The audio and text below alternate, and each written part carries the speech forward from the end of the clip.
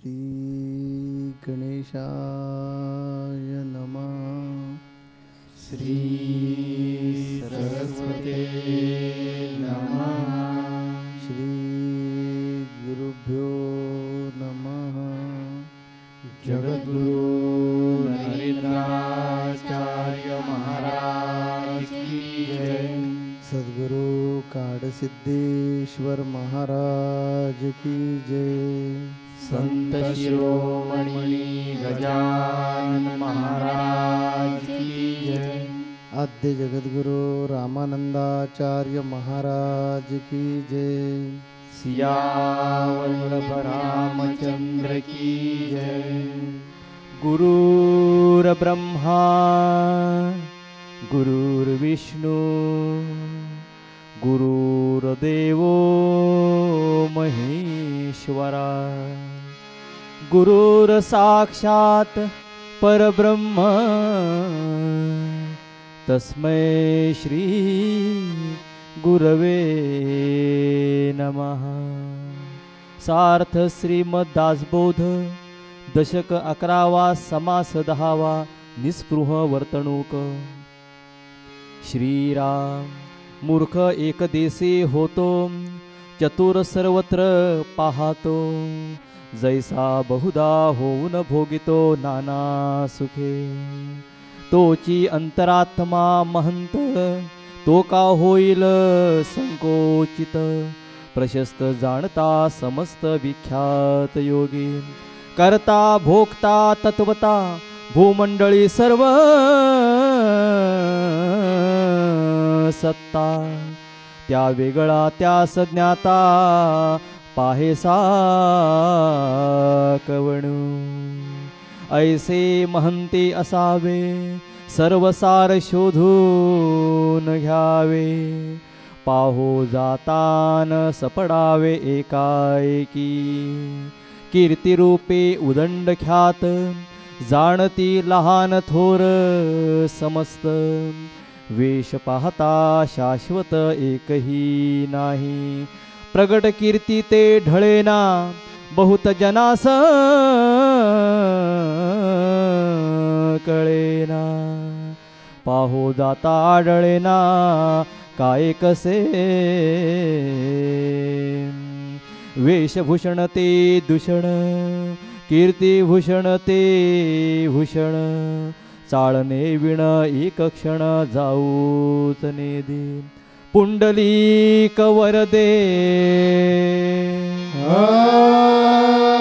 हरी विठ्ठल श्री ज्ञानदेव तुकाराम पंढरीनाथ महाराज की जय।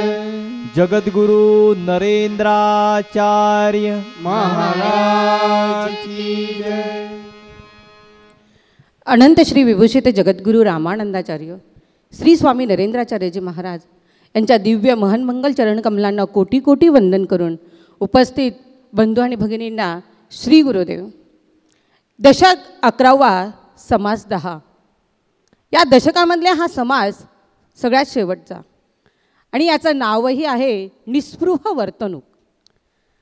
आज आपण मागच्या आठवड्यामध्ये आपल्या माऊलींनी उपदेश निरूपणावर कर्म ही कशी असावी ती सांगितली, परंतु आज या ठिकाणी आपण याच कर्माचा जो पुढचा भाग आहे ती म्हणजे निस्पृह वर्तणूक। भगवंताने गीतेमध्ये आपल्याला ज्ञानमार्ग सांगितला, भक्ती मार्ग सांगितला आणि योग मार्ग सांगितला आणि कर्म मार्ग सांगितला। समर्थांनी हेच या दासबोधामध्ये भक्ती मार्ग, ज्ञान मार्ग आणि कर्म मार्ग या कर्माचाच हा एक छोटासा भाग आहे आणि तो म्हणजे काय, निस्पृह वर्तणूक। आता निस्पृह याचा जर साधा सरळ सोपा अर्थ आपल्याला सांगण्याचा प्रयत्न करते, जे कर्म निष्काम, निर्हेतुक, निरपेक्ष आणि निस्वार्थीपणे केले जातं त्या कार्याला, त्या कर्माला निस्पृह वृत्ती, कर्म किंवा निस्पृह वर्तणूक असं म्हटलं जातं। आज आपण जर बघितलं तर हा निस्वार्थीपणा, निरपेक्षपणा, निष्कामपणा हा तुमच्या आमच्यामध्ये दिसतो का हो? तर नाही। हे अलौकिक असे अलंकार, हे अलौकिक असे गुण हे महंतामध्ये, संतांमध्ये, सद्गुरूंमध्ये विलसत असतात आणि त्यांनाच ते शोभून दिसतात, कारण त्यांनी आत्मसाक्षात्कारी असते. चराचरातलं परब्रह्म त्यांना हे सगळ्यात समदृष्टीने दिसतं. मग तो गरीब असतो, श्रीमंत, सगळ्यांमध्ये ते परब्रह्म ते बघत असतात. त्यामुळे त्यांची वृत्ती कशी असते की सगळ्यांना समान बघण्याची असते आणि म्हणून त्यांच्यामध्ये निस्वार्थीपणा असतो, निरपेक्षपणा असतो. आणि हाच निरपेक्षपणा आज आपण उपभोगत असतो, संत संघामध्ये आपण बसलेला आहोत, आपल्या माऊली त्याचं उत्तम उदाहरण आहे. आज निस्वार्थीपणे, निरपेक्षपणे आणि निष्कामपणे माऊलींची सेवा आपण बघत असतो. ही कोणासाठी करतात? ही तुमच्या आमच्या जडमुडांचा उद्धार करण्यासाठी. संतांचं अगदी सुंदर लक्षण सांगितलेलं आहे. जे काय रंजले गांजले त्यासी म्हणे जो आपले, तोची साधू ओळखावा देव तेथेची जाणवा. आज रंजले गांजल्यांचं जे दुःख निवारण करण्यासाठी आपले माऊली आपल्यांमध्ये येतात. आज प्रत्येकाचं दुःख ते ऐकून घेतात आणि कितीही मोठं दुःख असलं तरी त्याच्यावर ते उपाय सांगतात.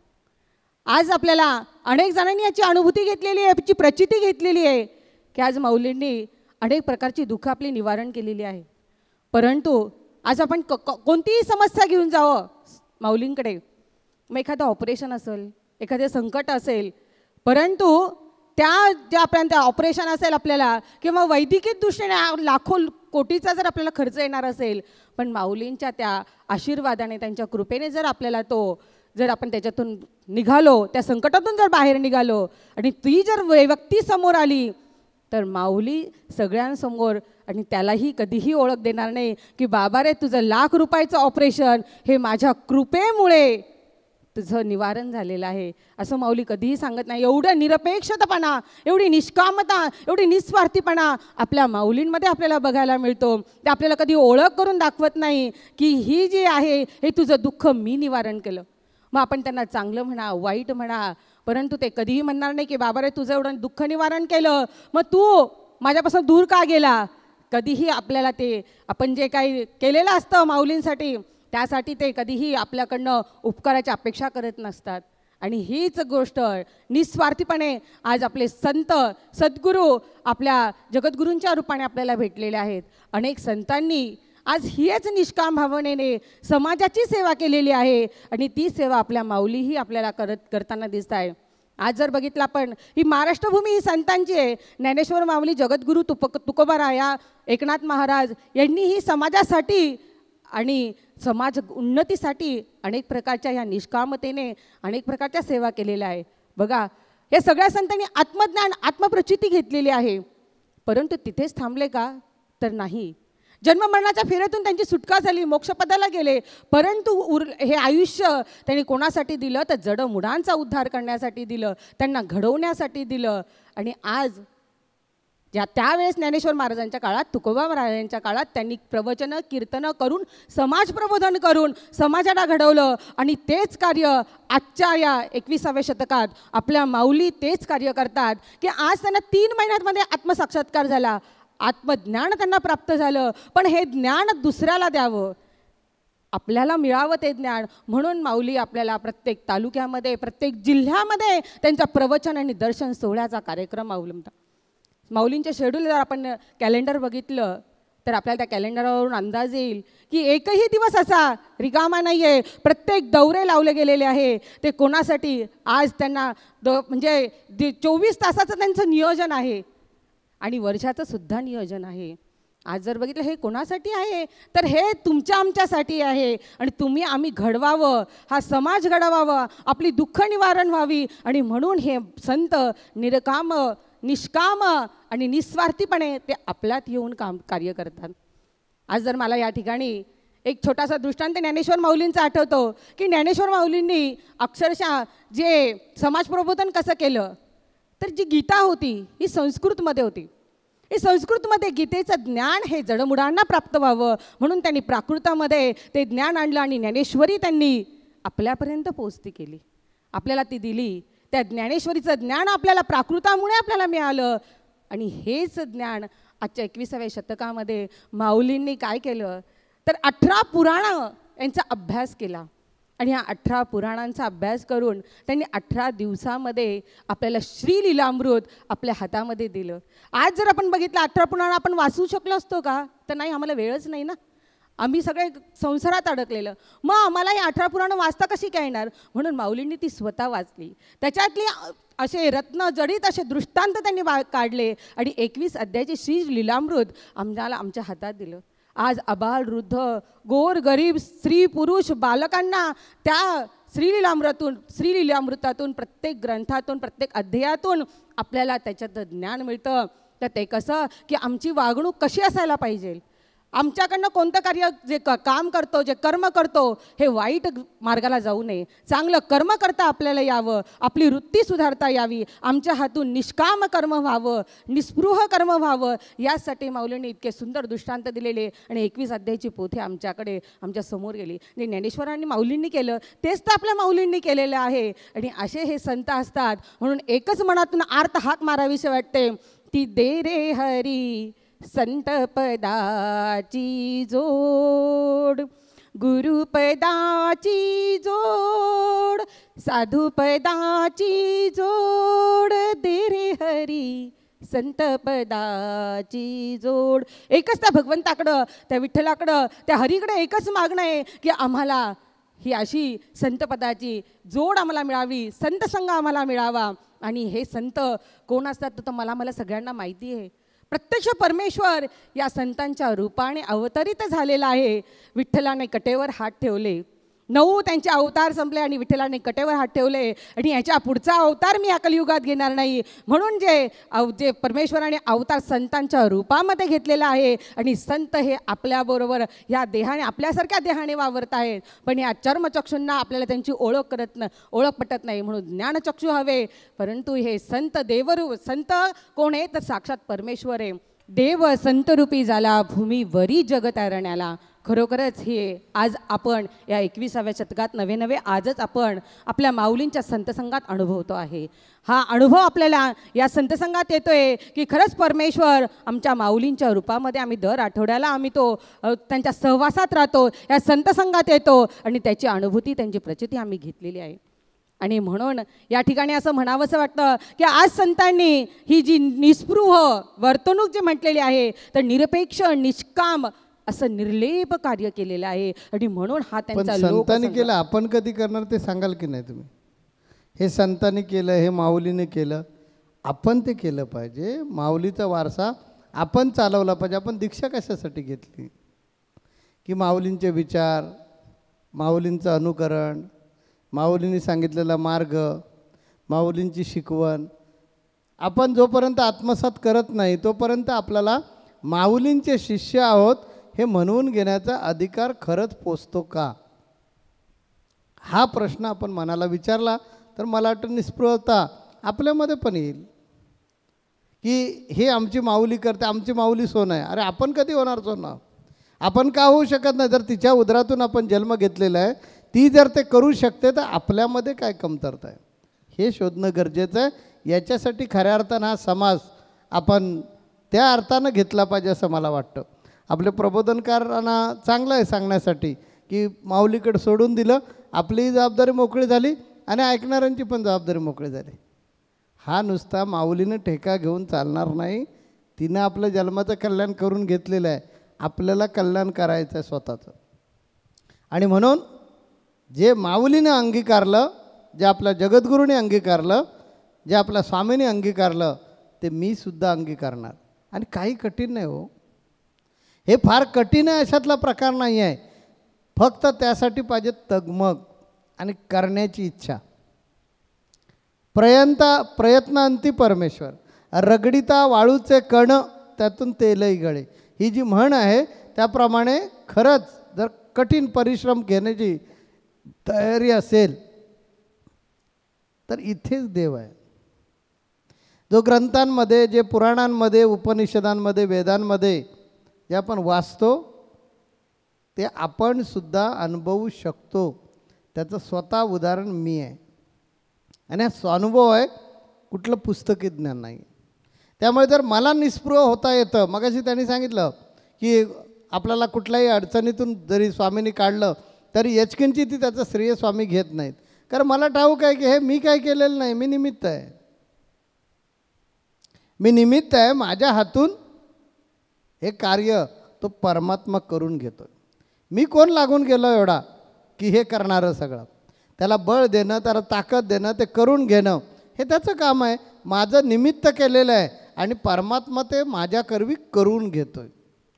हे ज्या वेळेला आपल्याला कळेल त्या घमेंड निघून जाते, अहंकार निघून जातो, ममत्व निघून जातं आणि आपण फक्त एक कर्माचं द्योतक बनलं पाहिजे. म्हणून हे कर्माचं द्योतक, हे कर्माचं एक पात्र म्हणून आपल्याला जर भूमिका करायची असेल तर लक्षात नेहमी ठेवायचं. मी नेहमी लक्षात ठेवतो हे सगळं माझे गुरु माझ्याकडून करून घेतात. तसं आपण जर लक्षात ठेवलं की एखादी गोष्ट ज्यावेळी चांगली तुमच्या हातून घडते ते तुम्ही नाही केलेली आहेत, ती तुमच्या गुरुनी तुमच्याकडून करून घेतलं आहे, असं जर काही क्षण आपल्या मनामध्ये आपण ठरवलं तर त्याचं श्रेय घेण्याची इच्छा लालसा आपल्याला होणारच नाही. आपोआप काम निस्पृह झालं. ही निस्पृहता बाजारातून कुठूनही मिळत नाही, विकत आणता येत नाही. गुरूंच्या शाळेत शिकायचं असतं ते, गुरूंच्या शाळेत शिकवली जाते ती निस्पृहता कशी ठेवायची. कारण हा हात माझा नाही आहे, हे डोळे माझे नाही आहेत, हे कान माझे नाही आहेत, हे तोंड माझं नाही आहे, हे पाय माझे नाही आहेत. आणि त्यांच्याकरवी होणारं जे कर्म आहे ते मग माझं कसं असेल. हे राज्य जर रामाचं आहे, मी भरत आहे, तर मी प्रजेला सुखी ठेवलं म्हणण्यात अर्थ काय. रामानं सुखी ठेवलं असं म्हणा, आपोआप निस्पृह व्हाल. एखादं चांगलं तुमच्या हातून काम ज्यावेळी घडतं त्यावेळी त्याचं श्रेय कशाला घ्यायचं, त्याचा मोठेपणा कशाला घ्यायचा. बऱ्याच जणांची इच्छा असते की माझं कौतुक कुणी तरी केलं पाहिजे. तुमचं कौतुक करण्याची किंवा तुमच्या कामाची नोंद गुरूंकडे असते. गुरु हृदयामध्ये बसून हे सगळं बघत असतात. आता गुरु म्हणजे माझी फिगर तुम्ही डोळ्यासमोर धराल, त्या अर्थानं मला बोलायचं नाही आहे. तुमच्या हृदयामध्ये जे चैतन्य आहे ना, हे माझं स्वरूप आहे, हा तो मीच आहे. आणि त्यामुळे मी तिथून सगळं बघत असतो. कारण तुमची जीवनाची डायरी दीक्षा घेताना माझ्या हातात देऊन टाकलेत, त्यात तुमचं जीवनरूपी सर्व्हिस बुक हे गुरु लिहित असतात. माझं सर्व्हिस बुक सद्गुरू काडसिद्धेश्वर महाराज लिहित आहेत. मग काही जणांना प्रश्न पडेल की काडसिद्धेश्वर महाराज आहेत कुठे, बाप्पा आहेत कुठे. ते पंचतत्वात विलीन झाले. पंचतत्वात देह विलीन झाला आहे, गुरु नाही विलीन झाले. जो उसना होता, जो त्यांचा नव्हता, त्या देहाच्या माध्यमातून ते व्यक्त होत होते. जे ते होते ते आता आपल्या ओरिजिनल स्वरूपामध्ये आहेत. गेलं कोण तर भ्रम गेला.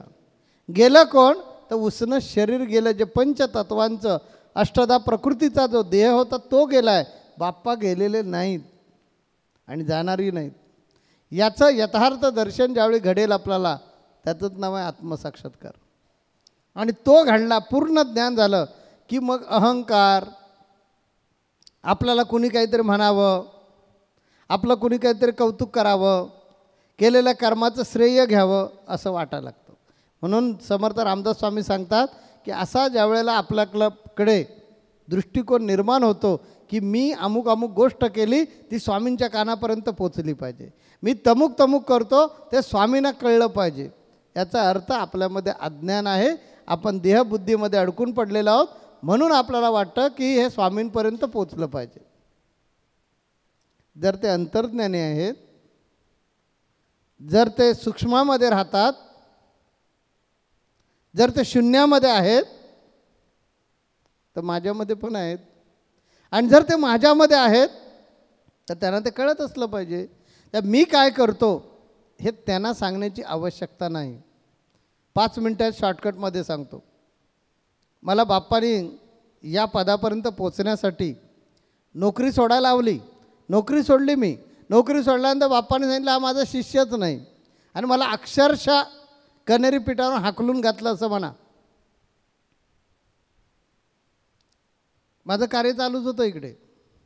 काही जणांचं म्हणणं होतं आपण जे काय काम करतो, आमच्या शिष्यगणांचंच काही जणांचं म्हणणं होतं ते बाप्पांना सांगितलं पाहिजे की मी ढोंगीपणा, बाप्पा म्हणायचे हा ढोंगी आहे, हा लबाड आहे, हा धूर्त आहे वगैरे असं काहीतरी म्हणायचे. जसं आद्य जगद्गुरू रामानंदाचार्य संत कबीरांना म्हणाले हा माझा शिष्यच नाही, तसं बाप्पा म्हणाला हा माझा शिष्यच नाही आहे आणि हा ढोंगी आहे. शिष्यगणांचं म्हणणं होतं माझ्या की बाप्पांना जाऊन सांगितलं पाहिजे. आम्ही जातो सगळे शिष्य आणि त्यांना भेटतो आणि त्यांना सांगतो की असं नाही महाराज, तुम्ही नाणीत येऊन बघा काय काम चाललं आहे आणि तुमचं नाव कुठपर्यंत तुमचा हा शिष्य घेऊन जातो आहे हे आम्ही जाऊन सांगतो. मी म्हटलं अजिबात नाही. मग तुम्ही तरी जा स्वामी आणि सांगा ना त्यांना की बाप्पा तुम्हाला मिळालेली माहिती खोटी आहे, अशी नाही वस्तुस्थिती, अशी अशी आहे. मी म्हटलं तरीही नाही का? तर मला ठाऊक आहे हा सगळा खेळ आहे, त्यांना सगळं ठाऊक आहे. ज्या अर्थी ते सद्गुरू आहेत त्या अर्थी ते अंतर्ज्ञान आहे, ते चराचरात आहेत, सर्वत्र आहे. मी कसा ह्याचा खुलासा मी कशाला द्यायचा? जर मी खुलासा देतो याचा अर्थ मला गुरु कळलेच नाहीत, मला गुरु समजलेच नाहीत. गुरु जर अंतर्ज्ञान आहे, आम्ही म्हणतो ज्या ज्या ठिकाणी मन जाय माझे तिथे तुझे पाय दोन्ही म्हणतो आपण. काय म्हणतो? ज्या ज्या ठिकाणी मन जाय माझे त्या त्या ठिकाणी निजरूप तुझे, मी ठेवितो मस्तक ज्या ठिकाणी ते ते सद्गुरू तुझे पाय दोन्ही. फक्त म्हणतो, कृतीत आपल्या काहीच नसतं. त्यामुळे नंबर नाही लागला, चिठ्ठी नाही मिळाली, स्वामींना बोलता नाही आलं आपल्याला, एवढा लांबून गेलो, स्वामी माझ्यावर बोलले नाहीत. अरे जर गुरुला तू अंतर्ज्ञानी मानतोयस तर खुलासे कशाला देतोयस? तुझा प्रॉब्लेम काय तो कशाला सांगतोयस? त्यांना कळत नाही का? त्यांना सगळं कळतं आहे, परंतु हे आपल्याला का वाटत असतं आणि कुठल्याही केलेल्या कार्याचं श्रेय आपण का उपटण्याचा प्रयत्न करतो, का घेण्याचा प्रयत्न करतो? तर आपण अज्ञानपणामध्ये वावरत आहोत. आपल्याला खरे गुरु कळलेले नसतात, आपल्याला खरं तत्त्व, खरं ज्ञान झालेलं नसतं. कदाचित दासबोध पाठही असेल आपला, आपण उत्तम प्रकारचं प्रवचन करतही असू, कदाचित ज्ञानेश्वरी मुखदगत पण असेल, पण ज्ञानेश्वरी मुखदगत आहे, दासबोध मुखदगत आहे, याचा अर्थ आपण ब्रह्मज्ञानी असं नाही. ब्रह्मज्ञान तेच की ज्यावेळी आपल्याला निसंशय ज्ञान होईल आणि आपण जे जे काय करतोय तो करणारा पण वेगळा आहे आणि करवून घेणारा वेगळा आहे आणि तो सगळं बघतोय. त्यामुळे त्याचं क्रेडिट, त्याचं श्रेय घेण्याची गरज नाही. आपण बघा देवळामध्ये येतो, मी 2 लाख रुपये देईन, माझं नाव लावणार असेल तर मी 2 लाख रुपये देतो. अशांची संख्या भरपूर असते ना. अरे तुम्ही जे देणार आहात, नाव कशाला पाहिजे? ज्याला देणार आहात त्या देवाला कळतं ना. मंदिरामध्ये त्याच्यासाठीच गुप्तदान पेटी आहे ना आपल्या दरबारामध्ये, त्यात तुम्ही पैसे टाकलेत नाही ना, पण मी पैसे टाकले त्या महाराजांना कळणार कसं? ज्या महाराजांचा शिष्य आहे त्यांना मी कळणार कसं? याचा अर्थ तुम्हाला शुद्ध ज्ञान झालंच नाही असा त्याचा अर्थ होतो. म्हणून समर्थ रामदास स्वामी सांगतात की आपण निस्पृह असलं पाहिजे, फळाची अपेक्षा धरायचीच नाही. गीतेमध्ये भगवान कृष्णाने अर्जुनाला तेच सांगितलं, तू निस्पृह राहा, तू मारतोयस वगैरे हे डोक्यातलं काढून टाक, तुला पाप लागतं हे डोक्यातलं काढून टाक. अरे हे सगळं मी करतोय, करणारा मी आहे. म्हणून आम्ही नेहमी सांगतो की जे जे आपण करतो त्याचं कधीही श्रेय घ्यायचं नाही. ते गुरुकृपेने झालेलं असेल, कदाचित गुरूंचं काम आहे, ते गुरुनी माझ्याकडून करून घेतलं असेल, मी करणारा कोण? अशा प्रकारे राहण्याचा दररोज प्रयत्न करा. हातून जे जे काही चांगलं घडेल, वाईट असेल त्यावेळी आपोआपच आपण गुरूंकडे बोट दाखवतो, पण चांगलं ज्यावेळी होतं त्या गुरुकडे किंवा देवाकडे बोट न दाखवता लगेच आपल्याकडे वळतं. ते बदला असं रामदास स्वामींना याच्यातून सांगायचं आहे. म्हणजे आपल्यामध्ये निस्पृहता येईल. कधी मला श्रेय मिळालं पाहिजे, माझं वाहवा झाली पाहिजे, माझं कौतुक झालं पाहिजे, अशी अपेक्षा कधी आपल्या मनामध्ये येता कामा नये. त्यावेळी आपण अध्यात्माच्या योग्य ट्रॅकवर आहोत हे लक्षात ठेवायचं. ज्या दिवशी आपल्या मनामध्ये येईल की माझं कौतुक झालं पाहिजे, माझं कौतुक केलं पाहिजे, माझं कोणीतरी नाव घेतलं पाहिजे, मी हे केलं म्हणून उल्लेख केला पाहिजे, त्या दिवशी समजायचं आपल्याला अध्यात्म शून्य कळलं आहे आणि आपण अध्यात्माच्या शून्य पातळीवर आहोत. जर आपल्यामध्ये आध्यात्मिकता आलेली असेल तर कर्माची अपेक्षा करूच नका. कर्म करणं हे कर्तव्य समजून करा, चांगलं कर्म करा, फळाची अपेक्षा ठेवू नका. फळाचा जो निर्णय आहे त्याचं जे फळ तुम्हाला द्यायचं आहे तो देणार आहे, कारण तो आपल्या प्रत्येकामध्ये बसला, इथून बघतो आणि इथून त्याची नोंद आहे आणि कर्म तसं फळ त्याला मिळतं. हे रामदास स्वामींना या आपल्या समासामधून सांगायचं आहे. म्हणून त्यांनी निस्पृहता हा समास घेतलेला आहे. तर मला वाटतं आपण याच्यातून तुम्ही आणि मी सगळ्यांनीच बोध घेतला पाहिजे आणि जास्तीत जास्त निस्पृहतेनं जगण्याचा प्रयत्न करायला पाहिजे असं मला वाटतं. म्हणून रामदास स्वामींनी हा समास घेऊन आपल्याला सगळ्यांनाच सुज्ञ करण्याचा प्रयत्न केलेला आहे. जगद्गुरु नरेंद्राचार्य महाराज की जय. सद्गुरु काळसिद्धेश्वर महाराज की जय. संत शिरोमणी गजानन महाराज की जय. आद्य जगद्गुरु रामानंदाचार्य महाराज की जय. सियावल्लभ रामचंद्र की जय. श्री गुरुदेव.